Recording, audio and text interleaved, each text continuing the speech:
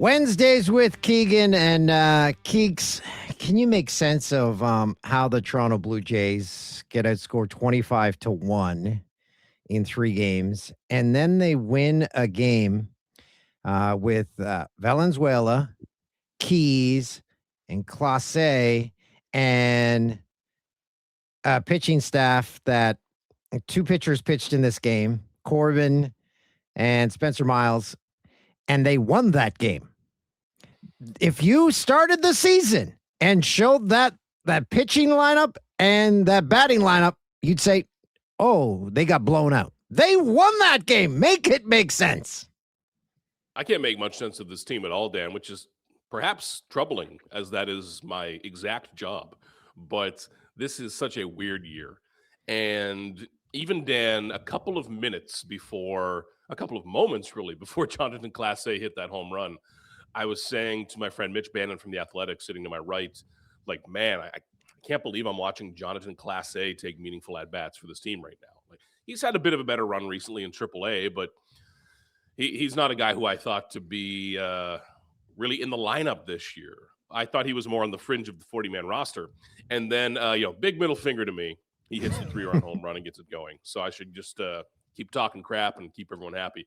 But this was such a weird game, and it's going to work this way. You know, it helps when you go against a really bad pitcher in McDonald from the Giants. He did not have a good day, and after he left the game, like, I feel like this part will get left out because it's a good narrative day yesterday. But after McDonald left the game, their offense was bad again. Adrian Hauser, I think, had 5 1/3 shutout innings. They barely had a hit. Hopefully that's not a sign of more things to come. Hopefully the early offense is. It's a good burst. Now, eventually, Dan, you need that again to be Vladdy, to be George, to be the guys who you can expect it to do every day. It's not always going to be the surprise guys. But those are sometimes the games that get you turned around.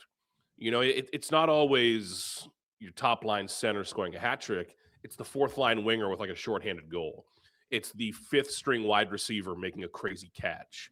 That's what fires up the clubhouse or the locker room. You know, it's when the guy at the bottom of a roster, which Jonathan Clase absolutely is, when he makes a play, everyone else is A, happy for him, and B, there's like, you don't say it out loud, but there's a sense of like, God, if this dude's doing it, I need to do something.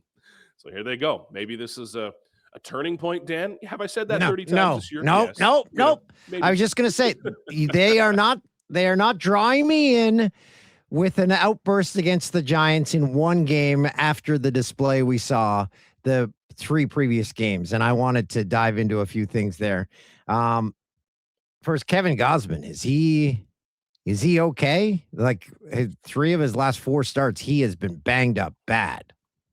The walks are worrying to me.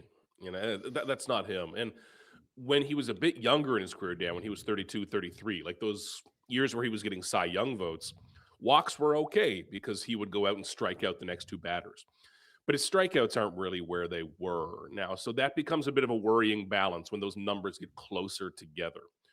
It's tough to see because Gausman, Dan, like I've mentioned it before, there aren't many players I've covered, maybe none, who I respect as much as Gausman. Like, I think he is just a model Blue Jay. He is so thoughtful about the game, off the field, on the field. I think he's one of their best signings ever. When you look dollar for dollar, one of the all-time best signings. I want to see him go out good. If this is it for him in Toronto, which it probably is, when a contract ends, guys don't tend to stick around here. I want him to go out on his terms and go out good, just from a baseball standpoint. These last few have not looked good. And this is rare for Gausman because for 4.5 years now, like, his superpower has been that he's just the same guy constantly. There's been some ups and downs, but he's looked like the exact same guy. These past 3 weeks, 4 weeks have not.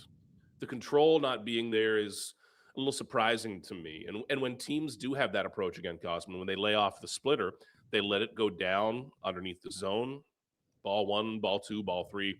And that's how you get Gausman, forcing him to throw that fastball that you can hit.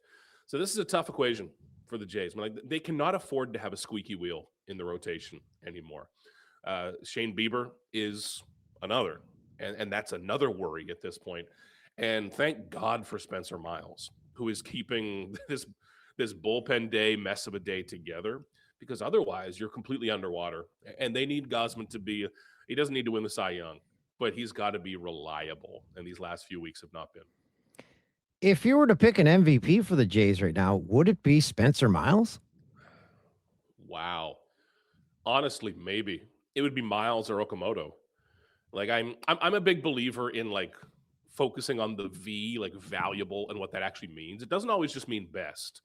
Like I've been an MVP voter a couple of times in the American League, and it's a tough one because is is a 9 out of 10 player on a playoff team more valuable than a 10 out of 10 player on a crappy team? You get into these kind of more philosophical debates. So it's not always just best stat line. It's the role you filled, the timeliness of that, and what you saved the team from. So when I see Okamoto, I don't just see his 20 home runs. Of course, he's their best offensive player so far. I see, like, without him, I think George Springer with 8 home runs is leading the team. He has 20 more RBIs than the guy in second place. Man, without Kaz Okamoto, even if he struggled like I kind of thought he would early on, you're toast. We're not talking about potential playoffs or trade deadline at all. But Spencer Miles, man, oh my God, like a 2.95 ERA over 58 innings from, again, a guy who was a Rule 5 pick who had thrown 14 innings in single A, who had multiple surgeries, who on the day they picked him, I was Googling and saying, okay, like, sure. Somebody nailed that, man. Like there is someone in the Blue Jays front office who I hope bought themselves free dinners and job security for like 10 years with that pick. And without him, the Blue Jays would be way deeper into that really cloudy depth picture of like Simeon, Woods, Richardson, or trying to use Chad Dallas, Adam Macko in longer roles. He has completely saved them, because once you start that, you're churning your roster. It gets messy. Simeon Woods Richardson, is he still with the team? I haven't seen that guy throw a ball in 2 weeks. He is, and he was DFA'd but stayed in the org, so no one claimed him, which is good, honestly. Like, he's young enough and he can start. So now the Blue Jays, now that he's in AAA and he's not at risk of being lost, instead of trying to keep him in this flexible bulk role, they can just make him a starter and see how that goes for the rest of the year. I think that's actually a sneaky good thing to have, because what the Blue Jays need is an optionable starter. And he's not optionable now, but a guy who you can have once down there. And Woods Richardson is still young. You go back a year or two, he was okay as a starter. And I think we learn every year, Dan, just how hard it is to find young, decent starting pitchers. Like, there's just not enough of them. So many of them get kind of pigeonholed into this bulk role where they're throwing 3 or 4. But a true starter who can throw 5 or 6, there just aren't enough.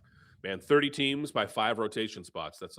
You're not looking at enough right now, and the Jays need to catch up. Well, there's a good reason then. If he's in Buffalo, that didn't even cross my timeline. That didn't even register as news that he got that he got DFA'd.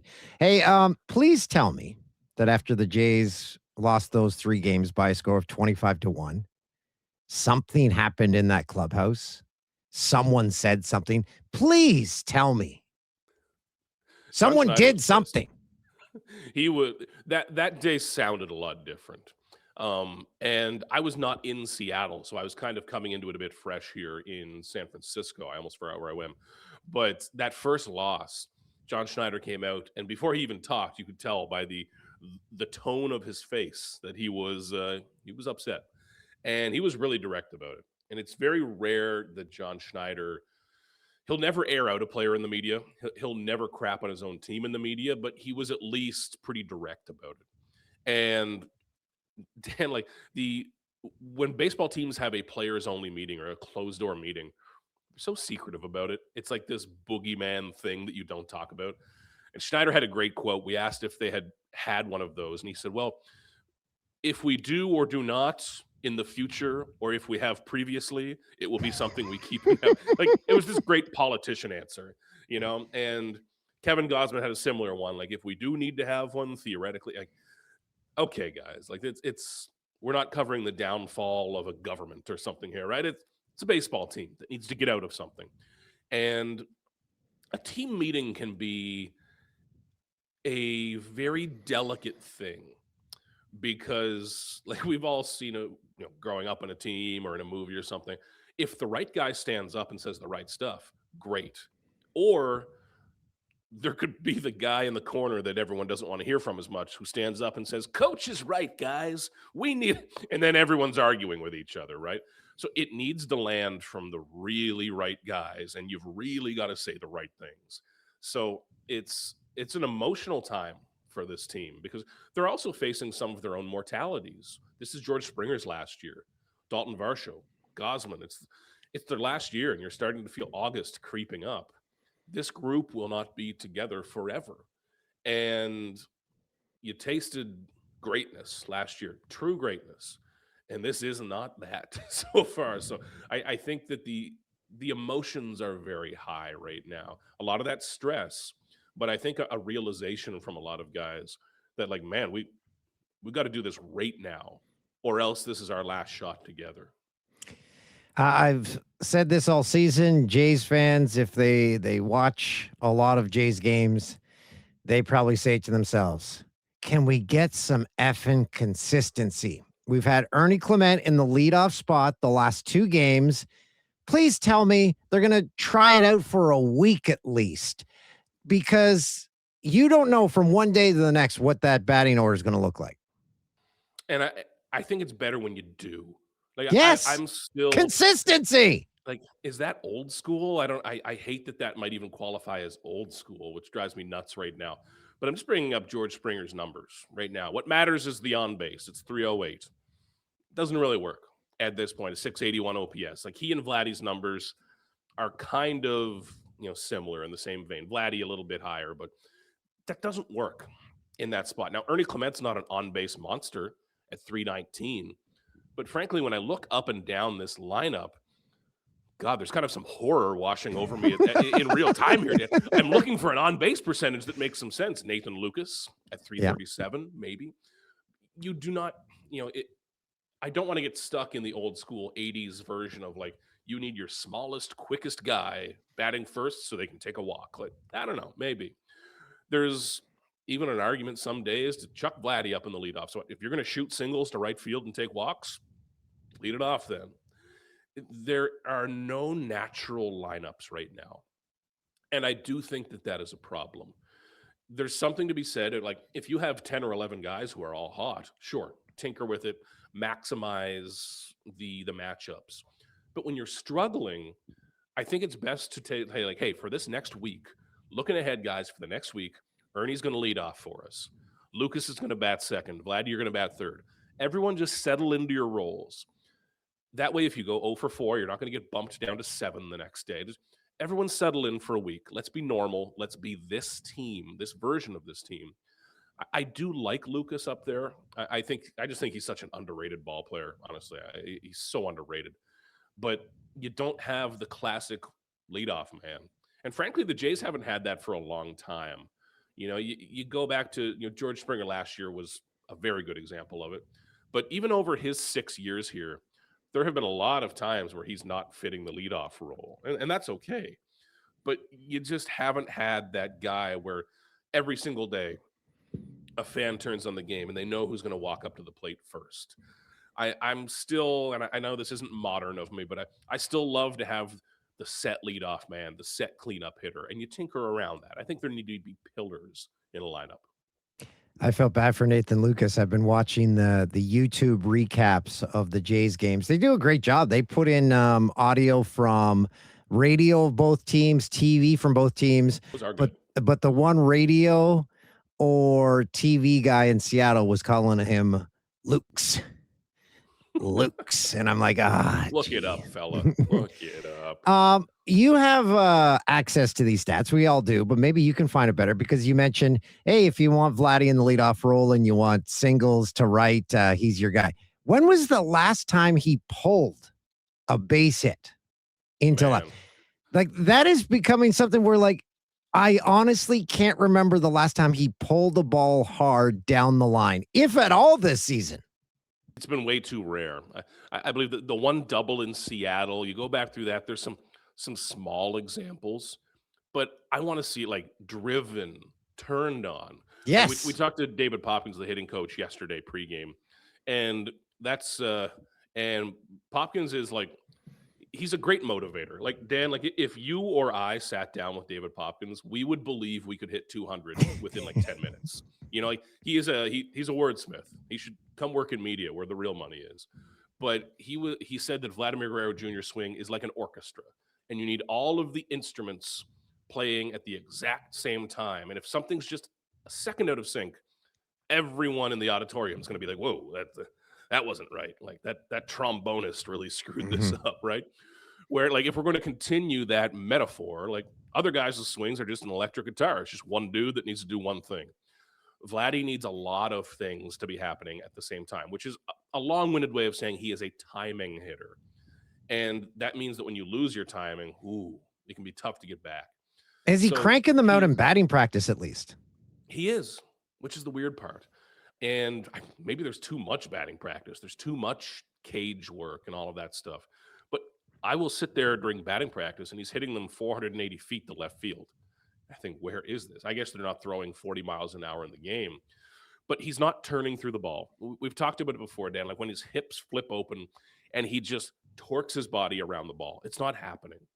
And based on just raw talent, like you could concrete his feet to the ground. So all he's got is his wrists and his hands. He would still hit 250 in the big leagues. He has the gift of hand-eye coordination and the natural ability to just guide the ball a bit. But that doesn't get you very far. They need Vladdy to be pulling the baseball in the air. And I know I keep hammering on this. It's July 8th and he has 4 home runs. I can't believe this, man. It's 92 games into the year, I believe. And even going back to Boston, like that it was, a home run's a home run. I'll never take it away from a guy, but it was not his natural explosive swing. Even in that moment, it was pretty handsy. So I don't know when this is going to happen. I don't have it in my heart to keep saying he's close because I don't know. Maybe he is, maybe he isn't. But you need to see the ball in the air to left field. That's all that matters at this point. Kilometer Straw, aka Miles Straw, he has one fewer home run than Vladdy Guerrero. I'm just putting I've been that out calling there. it the drive for 5. His career high is 4. I think this is the Miles Straw 5 homer a year. And I'm bored at this time of year. I'll write a big story about the drive for 5 if he makes it happen. I do want to point out something about that Giants game last night. Watching the highlights because I can't sit through an entire game expecting disaster at any moment. Even when Corbin came in with a 7-run lead, I'm like, well, this isn't going to That end got a well. little risky. Yeah. Those Giants jerseys were fire. Hey, Those were bad, fantastic. Man. Are those their City Connect or what were those? They must be, yeah. And teams like I think the Blue Jays are even due for another City Connect next year. Yeah, it was just lively. It was retro. It had everything going on. I like the extra jerseys that are simple too. Yeah. Too many of these City Connect jerseys, and like I've seen all the press releases. It's like, the stitching on the left arm is inspired by the pulse of the. Shut up! Oh my God! Like go have another marketing meeting. I don't care. Stop it. Cool, clean, retro. Like that's the good stuff, man. This is a great place, man. Like one of the best stadiums you could ever go to. It's cold as hell, but I love that. Everyone's complaining. I'm happier than I've ever been. But yeah, that was a cool look. The Giants are a weird team, man. I even looking at their lineup every day, I'm like, I can't believe that they suck. But it's got to be some of the pitching. But and I'm also getting the good version of Rafael Devers this week. He's not arguing with managers publicly or anything just yet. So the Jays are going to finish out this week. Then it's the All-Star break. Any indication of what the players are going to do? Because they're in a tough spot. They know how they've played. If they go to a beach, people are like, you don't care. If they were playing great, go do whatever. Go to Cabo for 3 days. Hey, live your life. So they're in a tricky spot with what to do with their free time. I agree with you, actually. Yeah, I thought about this the other day because Kevin Gausman said something to the effect of like, we as a team, we've got to figure this out over the break. We've got to talk. So some guys will go to the beach. Some guys will go home. I'm always a believer that the All-Star break should be a little bit longer, like not just for myself, not only selfishly, but like these guys are worn out. If they could get maybe a week, that might be like a bye week, essentially, just to rest their bodies, honestly. And You so many of these obviously aren't guys, an owner. yeah, I sure am not. No, I'm not trying to give up 2 games of revenue. Pardon, pardon. But man, it wouldn't surprise me if some of these guys kind of stick together and do that. It's I that's one where I don't ask the guys. I have this rule where, like, outside the park, I'm like, you know what? Like, it's been so many times over the years where I'll run into a guy at a bar or at a place at least one of us shouldn't be at 2 a.m, and I'm like, you know what? Didn't see you. Don't care. When you get back to the ballpark tomorrow, you start to exist to me. But the All-Star break, I'm quietly interested in that, honestly, because I think back, Dan, prior to the 2025 season, out of that bad 24 into 25, it was all about, the veteran leadership, the big meetings they had, et cetera, et cetera. Can you do that in a really condensed amount of time? I don't know. But I think when you look at a group with Springer, with Gausman, guys like this, you only got 7 or 8 weeks left to do this. At the same time, they have young families. Like, this is their chance to see their kids, not on FaceTime, but time's running out. Well, it's going to be interesting to see how they finish up here. I still can't believe looking at the pitching matchups in San Diego and Bieber with a 9.00 ERA. And so he's playing for a contract. Gosman's playing for a contract. Their agents just missed me. Dalton Varsho too. Dalton Varsho. Yeah, it's a tough time to be an agent. You want to motivate your player, but you don't want to say, "Hey, you're playing like crap. Could you play better?" Yeah, there's some money on the table, man. I mean, Bieber especially. If Bieber had have come back, even when he came back, he missed way more time than I expected. Yes, way. Yeah. But even if he came back when he did within the last month, and over the stretch run put up a 2.9 ERA over 15 starts, whatever it would be, he could have been looking at a big multi-year deal. Like, that's probably enough if his elbow was completely clean and checked out for teams to say, screw it. One of the best pitchers available beyond Tarek Skubal, 5-6 years, like big time cash in. If he struggles down the stretch, maybe you're looking at something similar to what he's playing on right now, like another reset the value deal. And we can't discount how much that might be on a guy's mind, no matter what any of them say. And I'm not talking about any of them specifically, because I'm not in their heads to know financially and what their partners might be talking about to them. But that's a lot on the line, man. That's pressure that I don't know. Like, if I show up tonight and I write a terrible story or a great story, I'll get paid the same tomorrow. Long term, I got to keep it clean, but the stakes aren't nearly as high for me. I don't understand how that feels. But for Varsho, as another example, man, like, if he'd come into the year as a great defender and hit 25 or 30 home runs, you are going to get paid. But his defense hasn't looked as good. His offense hasn't been looking as good. Now he's a really confusing free agent, Dan. Like, I don't know what to do with Varsho's value at this point. And Gausman and Springer, it's a question of whether they will keep playing. They've made some good money. They have young families, but there's looking around the roster, I can't really point to a guy that's like making themselves a lot of cash right now, which is kind of the case on teams that are stuck 6 games below 500. But still in the wild card hunt. Thanks, Keegs. You got it, Dan.